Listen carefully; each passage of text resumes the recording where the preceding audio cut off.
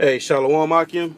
All praises and glory unto the Heavenly Father, Yahweh, in the name of His only begotten Son, Yahweh Shai, whom the world ignorantly calls God, Lord, and Jesus Christ. So this is just a quick add to what the Akim has been doing for the last 2 or 3 days. Just basically, there was a man who I guess got in a situation where he got caught up with dealing with a 13-year-old girl. Now, according to ancient Israel customs, a woman is eligible for marriage after she passes the flower of her age. Okay, ancient Israel. However, with the times that we're living in under, the laws of this land, you cannot deal with a woman unless she's over, 17 years or older. All right. Now, what he did, was lawful according to the scriptures. However, dealing in this time and age where the laws is directly perverse from the doctrine, you're going to take you an underage woman, it'll get frowned upon. All right. So I'm going to start off with 1 Corinthians 7:36. It says, "But if any man think that he behaveth himself uncomely towards his virgin, if she pass the flower of her age and need so require, let him do what he will, he sinneth not, let them marry." Now, marriage is consummated by sex. All right. So just like when Isaac,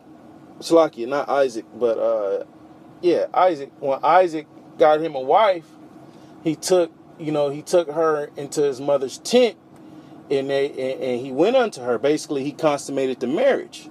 All right. So consummating a marriage is having sex. All right. And when it says, if she passed the flower of her age. Now, the flower of her age is her blossoming, all right, into a woman.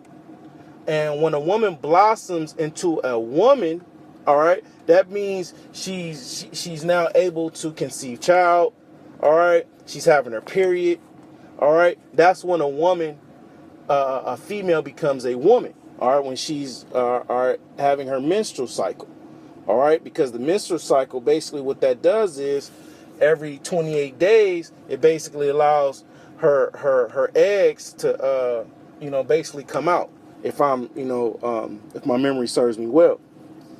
So a female becoming a woman, all right, entering into the part of her lifetime where she's able to conceive a child, generally happens between the year of the age of 12 and 13.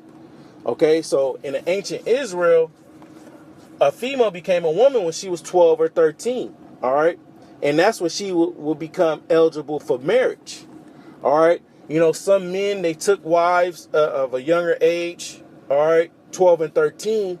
They were betrothed to these women. All right. Not saying that they was having sex. In some cases they was. But a man will take a woman that's at a marriageable age, which is a damsel. All right. Will take her. She may be 13. Okay.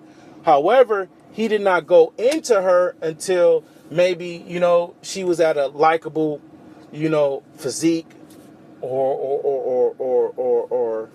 so on and so forth. So he may take wife A, she was 13, but he don't lay with her until she's 19 years old or something. You know what I mean? But, in the ancient world, we did deal with women at a younger age because a woman's purpose was to bear children.